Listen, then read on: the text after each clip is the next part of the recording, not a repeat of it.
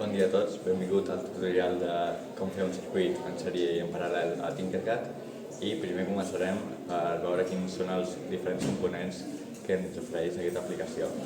Començarem per la més essencial, que és la placa base, que sense ella no podrem fer res, ja que és on van connectats tots els components.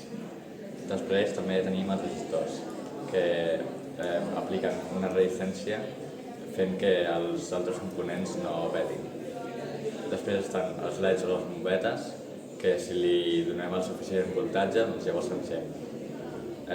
La font d'alimentació o la pila són els que donen el voltatge suficient perquè el circuit funcioni.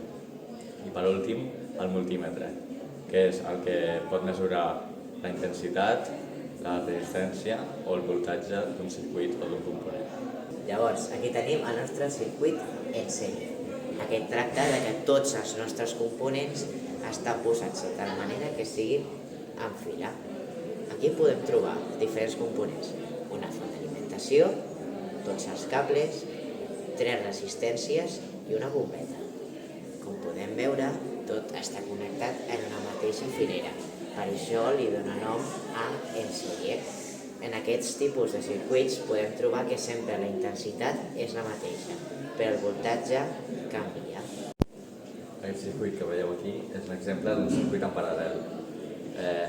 En comptes d'estar connectades en fila, com passa als circuits en sèrie, estan connectats una sota l'altra.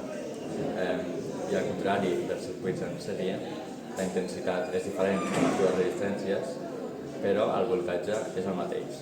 I fins aquí el nostre tutorial de Tinkercad. Esperem que hàgiu après a fer circuits en sèrie en paral·lel, hàgiu après a identificar els diferents components i conceptes molt bàsics de la tecnologia. Fins aviat!